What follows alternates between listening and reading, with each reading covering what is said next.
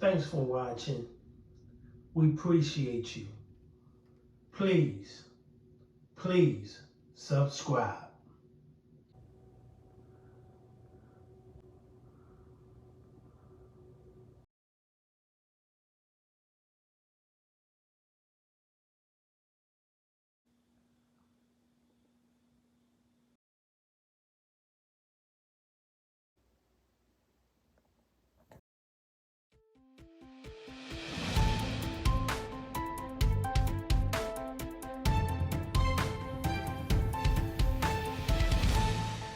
We had sheep out here clearing brush, and um, the first time the coyotes were out in the cul-de-sac was about 9 o'clock, 10 o'clock, and they did what coyotes usually do when you come out. They ran away, and that's good. You know, we threw some things at them and yelled at them, and they were just typical coyotes running away, looking over their shoulder and kind of taunting you, but still running away, right?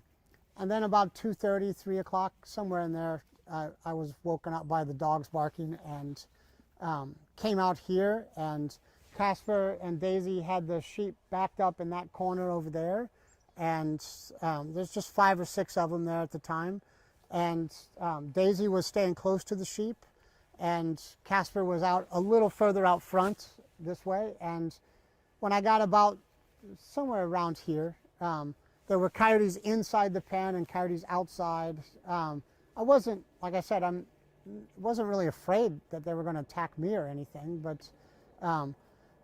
they weren't responding. They were focused on Casper, I think, as much as anything. And he charged into the middle of them and killed some right in here, and then came out. They jumped out of the fence. Some ran that way, and some ran this way over the fence, and he just came out the fence here and killed more, and then they had a fight all up and down this creek. And it wasn't a short thing. It was half hour. You know, it was a while that this was going on, and he just, I mean, I went out to try to get him back and try to make sure he was okay, and just eventually couldn't find him. So the next day, we thought we could find him. We thought he must have been killed, and so we were looking for him.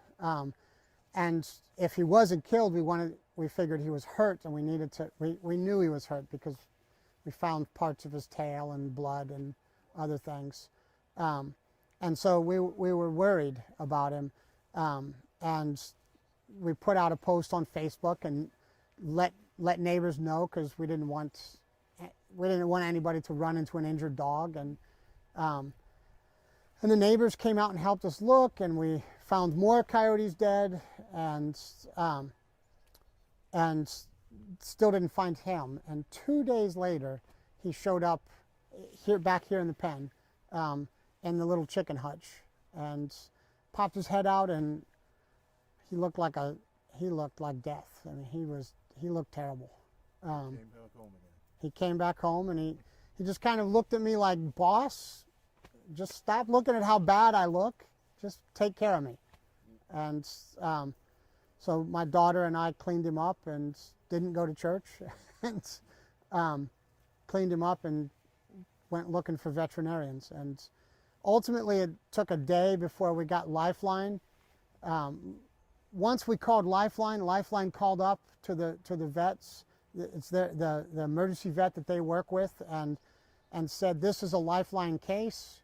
And from that point on, everything was taken care of. They were great. So, you know, he's had a few surgeries, I guess, wound care surgery kind of thing, and I think one of them, they've closed up one of his wounds now, and he had to have his tail amputated. And at the same time, it's been about a month, and he's looking great compared to where he was. And you know, there's not much question about him surviving now. It's a question of what his quality of life will be. And so he'll be able to move around. He's big and strong and healthy. We don't know if he'll ever be out with his sheep again. Gotcha.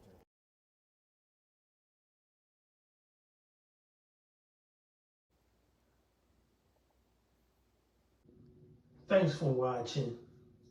We appreciate you. Please, please subscribe.